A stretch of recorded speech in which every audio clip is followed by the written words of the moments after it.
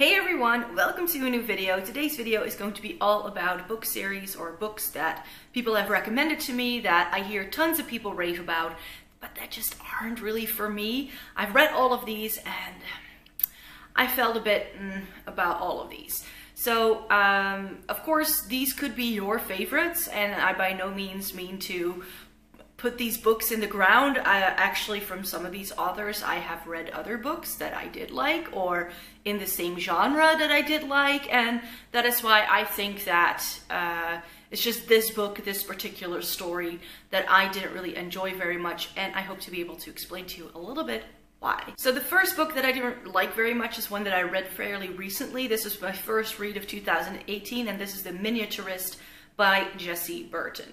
Now this is set in 17th century Holland in Amsterdam. So as a Dutch person, I was like, hey, that might be fun. And it's apparently all to do with these doll houses. And if you've ever been to the Rijksmuseum in Amsterdam, then you will have seen these doll houses. I think they have 2 or 3 on display in their permanent collection. And the story has been sort of crafted around one of these doll houses that is on display there. So it was always one of my favorite parts of the museum as well. So I was super psyched about this. And I heard lots of good stuff about this.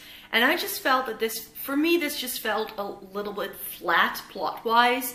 The characters weren't very likable either. Even though I like characters that are unlikable most of the time, I just thought that Nella, who is the main character in this story, was a bit naive, a little, I don't know, I didn't like her like character arc all that much.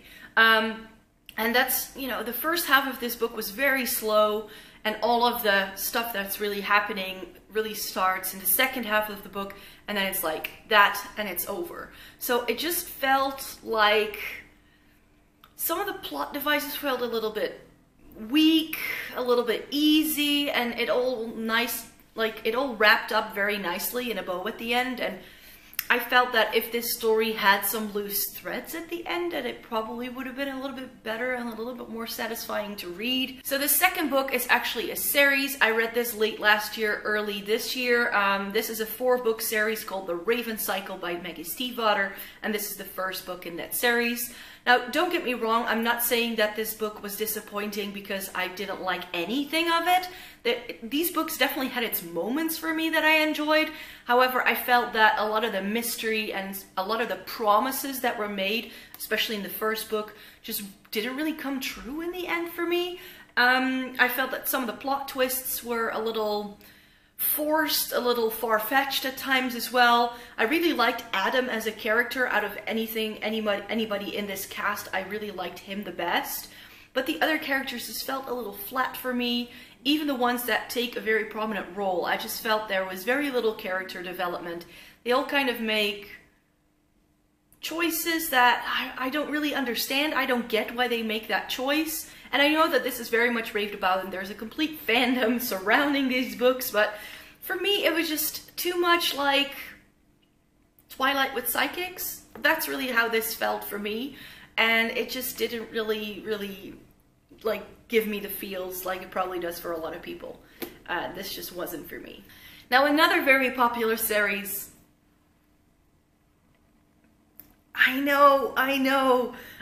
This is the second book in the Dark Artifices series by Cassandra Clare. Now, before you think I hate everything by Cassandra Clare, I don't.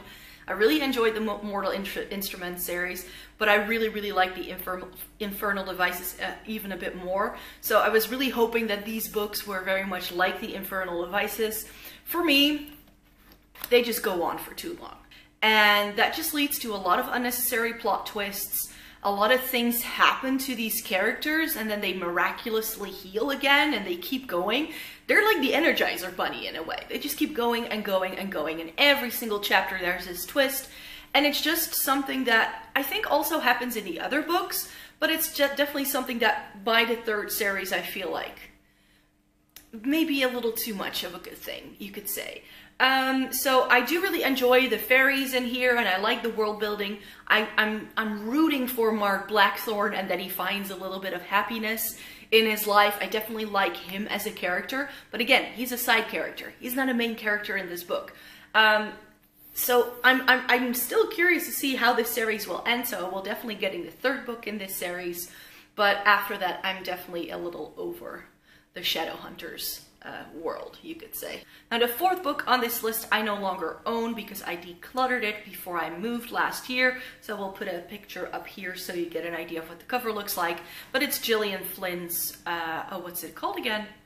Gone Girl. Oh, I couldn't think of the title anymore. Everybody raved about that book. I think even non-readers were reading that book, and I read it because I thought, okay, let's try this, let's try this. I like a good thriller. The problem was I didn't really think it was a very good thriller because thrillers and like mystery novels only work if you're in the dark for as long as possible. I kind of knew how it would play out. Like I predicted what was playing, what was the case, what was like the big plot twist in this book. I think within the first 50 or so pages, I was like, so that's, okay. So for me, the book just was a little easy. I didn't really think it was very well crafted. I thought the main character, whose perspective we get to see most throughout the book, was a bit blah, really.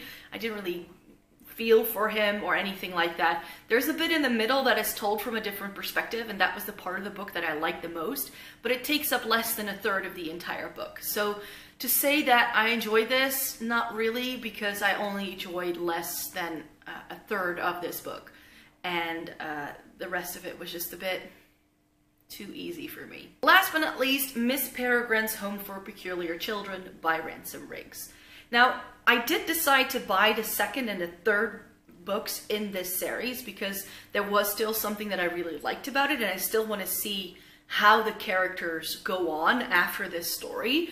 But there's a reason why I haven't picked those up, because I have had those on my shelf for quite some time, and that's because of this first story, I think. The premise of this is so interesting. In the book, there are all these old photographs, like this girl who seems to be levitating in the air, and you have all of these like nods in the story towards these pictures. So that just to me sounded really intriguing. It's just that the story itself just was a bit meh.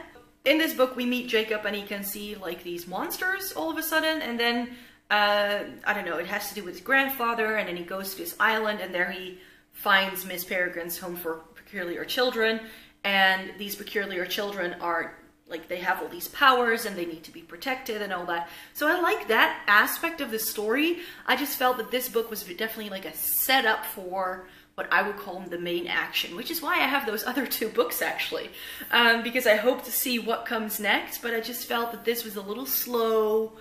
It didn't explain very much, so in terms of world building, I think it could have done more.